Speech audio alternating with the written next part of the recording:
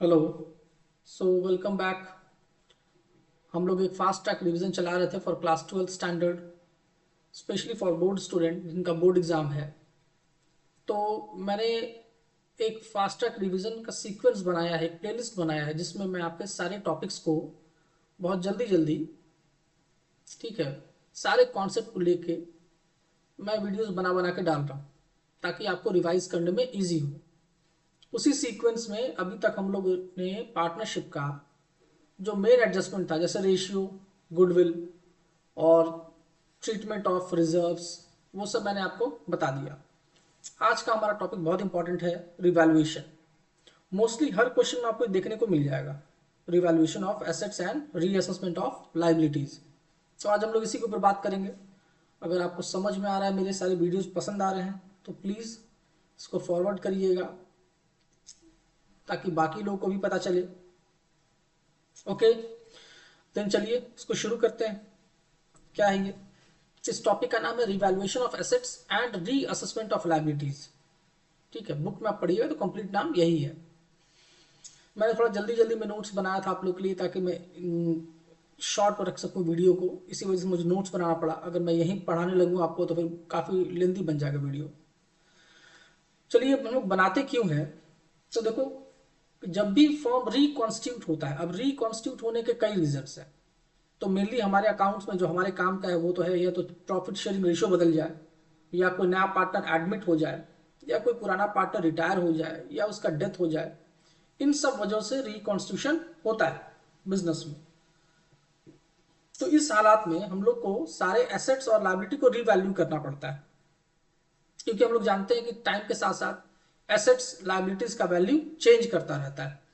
तो अगर पुराने वैल्यू पे ही दिखाओगे तो आप सही वैल्यूएशन फर्म का नहीं कर पाओगे, और जब तक सही वैल्यूएशन नहीं करोगे तो जो इनकमिंग पार्टनर है उससे क्या शेयर मांगोगे, क्योंकि इनकमिंग पार्टनर जब कैपिटल कंट्रीब्यूट करता है तो वो वैल्यू ऑफ फर्म पहले कैलकुलेट किया जाता है, और उसका एक सर्टेन शेयर जितने के लिए वो आ रहा है उतना ही कैपिटल वो कंट्रीब्यूट करता है।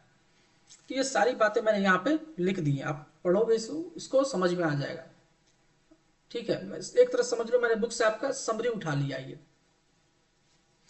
ओके, चलिए तो, और इस रिवैल्यूएशन का एक फायदा और है, जो ओल्ड पार्टनर है उनको कोई नुकसान ना हो, किसी नए पार्टनर के आने की वजह से उनको कोई नुकसान ना हो, क्योंकि रिवैल्यूएशन से होने वाला जो भी प्रॉफिट या लॉस है उस पर राइट किसका है? ओल्ड पार्टनर का है।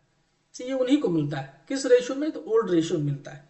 ये सारी बातें मैंने आपको यहाँ पे इन 4-5 लाइन में लिख के दे दिया है, तो एग्जाम से पहले आप इतना भी कर लोगे तो काम चल जाएगा।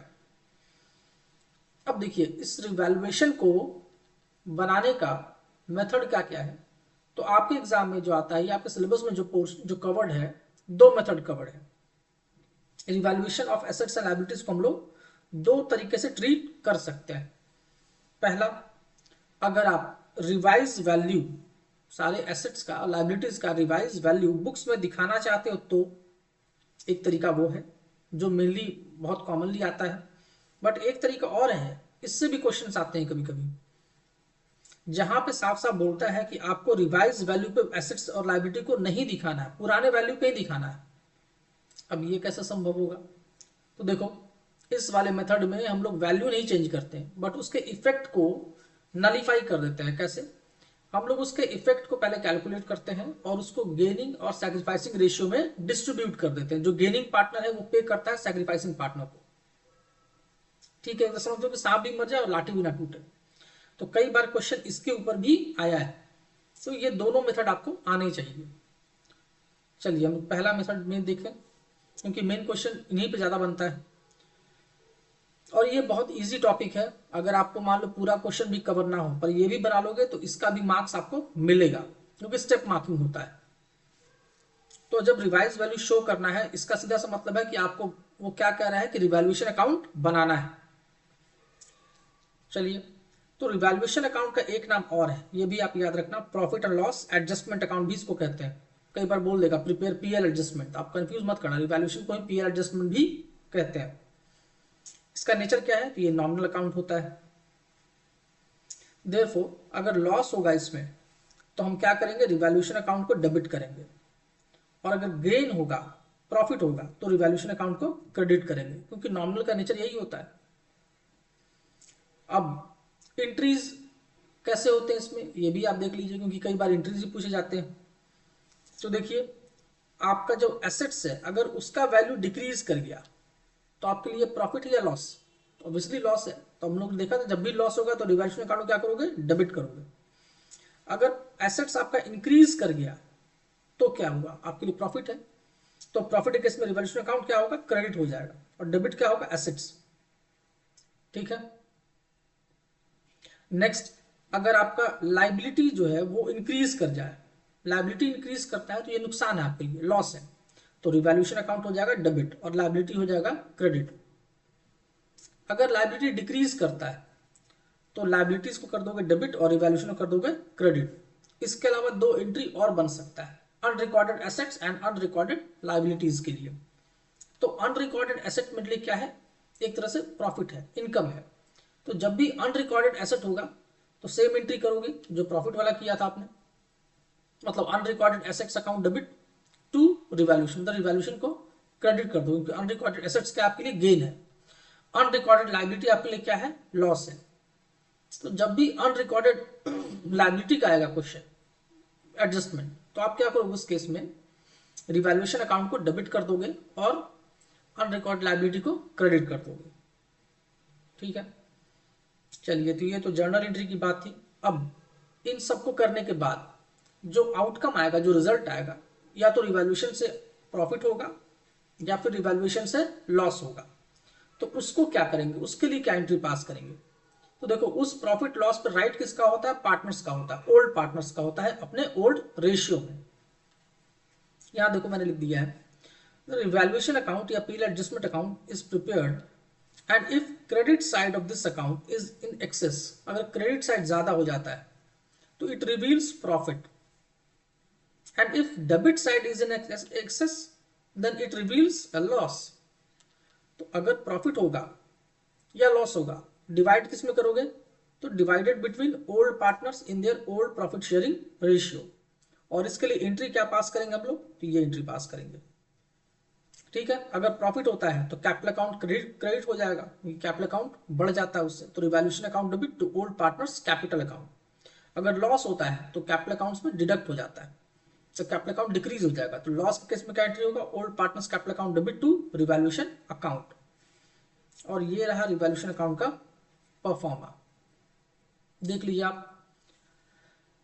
Decrease in assets debit side में, increase in liability debit side में, अनरिकॉर्डेड लायबिलिटी डेबिट साइड में, ये सब लॉस वाले आइटम है, इसलिए debit side. Increase in assets credit side में, decrease in liability credit side में, अनरिकॉर्डेड एसेट्स क्रेडिट साइड में, ये सब प्रॉफिट वाले आइटम है, इसलिए क्रेडिट साइड में। अगर क्रेडिट बड़ा हो गया तो प्रॉफिट है, तो प्रॉफिट का बैलेंसिंग फिगर यहां आएगा, गेन। ये कहा जाएगा? कैपिटल या करेंट अकाउंट में। किस रेशियो में? ओल्ड रेशियो में। अगर डेबिट बड़ा हो गया, इसका मतलब it results into loss. Loss कहा जाएगा? अगेन कैपिटल या करेंट अकाउंट में। किस रेशियो में? ओल्ड रेशियो में। ठीक है, दोनों में से कोई एक रिजल्ट आएगा। अब इसके ऊपर फटाफट से एग्जांपल देखिए, आपके बुक का ही है, ताकि ये कॉन्सेप्ट अच्छे से समझ में आ जाए। देखो इलस्ट्रेशन क्या है, और ये सीबीएसई में पूछा हुआ क्वेश्चन भी है। अशोक, भीम और चेतन, मतलब एबीसी, तीन पार्टनर है, इनका ओल्ड रेशियो 3:2:1 है। ये मैंने रेशियो क्वेश्चन लिया है। ठीक है, एडमिशन में भी ये चीज हो सकता है। उनका बैलेंस शीट दिया हुआ है एक सर्टेन डेट को, इस तरीके से। चलिए, दिख रहा है आपको बैलेंस शीट? आगे देखिए आप। अब इन तीनों ने क्या डिसाइड किया कि फ्यूचर में जो प्रॉफिट है वो क्यों ना इक्वली डिस्ट्रीब्यूट करें, हम लोग बराबर बराबर बांटे, मतलब change in profit sharing ratio वाला केस है आपका ये। और इसके लिए क्या एग्रीड हुआ कि गुडविल फर्म का जो वैल्यू होगा वो 3 लाख का वैल्यू माना जाएगा। लैंड को हम लोग रिवैल्यू करेंगे 1,60,000 पे। लैंड का बेसिकली वैल्यू 1 लाख था, बट अब उसका वैल्यूएशन इंक्रीज कर दिया गया, 1,60,000 इंक्रीज हुआ होगा लैंड का वैल्यू। बिल्डिंग को डेप्रिशिएट करेंगे 6% से। बिल्डिंग का जो वैल्यू है 1 लाख, इसका 6% ले लो, 6,000 से वो डिक्रीज कर जाएगा, मतलब 94,000 रह जाएगा। क्रेडिटर के बारे में क्या बोला? क्रेडिटर जो भी था उसमें से 12,000 का जो क्रेडिटर है ना, not likely to be claimed, मतलब 12,000 पैसा छोड़ देगा, नहीं मांगेगा, हेंस रिटर्न ऑफ, फायदा हो गया आपको। अब बोलता है prepare revaluation account, partners capital account and balance sheet. ये 3 चीज बना रहा है, ताकि तीनों चीज मैंने आपको सिखाने के लिए इसमें डाल दिया है। ये 2016 में पूछा था, ठीक है। चलो सबसे पहले रिवैल्यूएशन अकाउंट देख लें, बहुत इजी है। सबसे पहले आपका लैंड का एडजस्टमेंट था, लैंड में गेन कितना हुआ 60,000, यहाँ लिख लो। क्रेडिटर, याद होगा क्रेडिटर में आपको गेन हुआ था 12,000 राइट ऑफ करना था, तो ये गेन हो गया। एक लॉस हुआ था मेरा बिल्डिंग में 6,000 का, वो यहाँ लिख लो। तो नेट आपका क्रेडिट बड़ा हो गया, डेबिट से क्रेडिट बड़ा हो गया, तो दोनों का डिफरेंस निकालोगे तो 66,000 आएगा।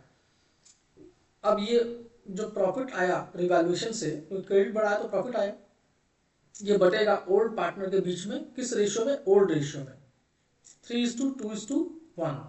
ये निकल के आता है 33,000, 22,000 और 11,000। चलिए ये हो गया। इसके बाद अगला पूछा था कैपिटल, कैपिटल का एडजस्टमेंट बताओ। कैपिटल अकाउंट बेसिकली आपको ओपन करना है इसके लिए।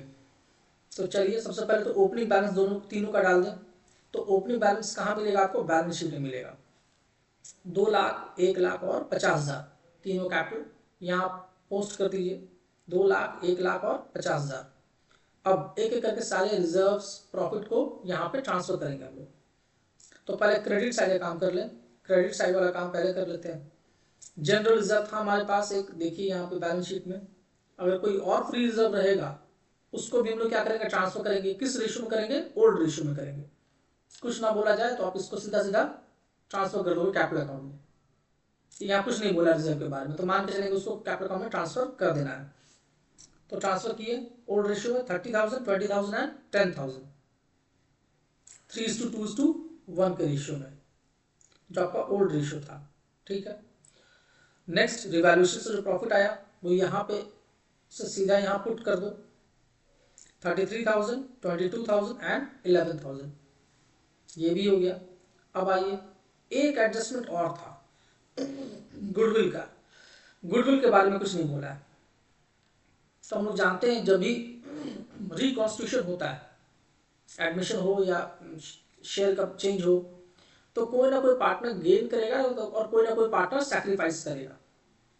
तो जो भी गेनिंग पार्टनर है ना, उसको सैक्रिफाइसिंग पार्टनर को कंपनसेट करना पड़ता है उसका गुडविल का वैल्यू, कितने से, जितना से वो गेन कर रहा है। तो सबसे पहले आपको गेनिंग और सैक्रिफाइसिंग रेशियो चाहिए होगा उसके लिए, तो पहले तो ये निकाल लो। तो वर्किंग नोट में देखो मैंने निकाल दिया है ओल्ड गेनिंग या सैक्रिफाइसिंग का फॉर्मूला, ओल्ड माइनस न्यू। तो देखिए ओल्ड रेशियो अशोक का था 3/6 और न्यू है वो क्या इसका 1/3, क्योंकि इक्वली बोला गया था। तो 3/6 को हम लोग कह सकते हैं कि 1/2 कह सकते हैं। तो इसका पहले था 1/2, अब कितना हो गया 1/3। देखिए दोनों में डिफरेंस, सैक्रिफाइस कर रहा है कितना, तो आप निकालोगे एलसीएम, निकल के आएगा 1/6। भीम का 2/6 था जो कि 1/3 के बराबर आता है। अभी भी इसका 1/3 है, तो 1/3 और 1/3 ये कोई ना तो गेन किया ना सैक्रिफाइस किया, इसका कोई फर्क नहीं पड़ा, नील। चेतन का ठीक उल्टा, चेतन का पहले क्या था, कम था 1/6, अब कितना हो गया 1/3, डबल हो गया। कितना से गेन कर गया, 1/6 से गेन कर गया। तो जितना ये सैक्रिफाइस किया उतना ये गेन किया। इसका सीधा सा मतलब कि चेतन कंपनसेट करेगा अशोक को, क्योंकि अशोक का 1/6 शेयर चेतन को मिल गया है। कैसे कंपनसेट करेगा, तो देखो गुडविल का जो अमाउंट है ना उसका 1/6 निकालेंगे 50,000, इतना पैसा वो देगा, क्योंकि आने वाले फ्यूचर में वो ज्यादा प्रॉफिट अर्न करेगा। तो गुडविल का 1/6 निकालोगे तो 50,000। तो इसका एंट्री आप चाहो तो कर सकते हो। चेतन कैपिटल अकाउंट डेबिट हो जाएगा 50,000 से और अशोक कैपिटल अकाउंट क्रेडिट हो जाएगा 50,000 से। मतलब कैपिटल का जो लेजर हम लोग बनाएंगे उसमें चेतन के साइड में लिखेंगे 2 अशोक और अशोक के साइड में लिखेंगे बाई चेतन 50,000। ये देखिए पोस्टिंग, तो अशोक के साइड में बाई चेतन 50,000 और चेतन के साइड में 2 अशोक 50,000। इसका मतलब है अशोक में 50,000 प्लस हुआ और चेतन में 50,000 माइनस हुआ, क्योंकि कैपिटल अकाउंट डेबिट करने का मतलब माइनस हुआ। अब इसको आप क्लोज कर सकते हो, तो आपका बैलेंस हो जाएगा।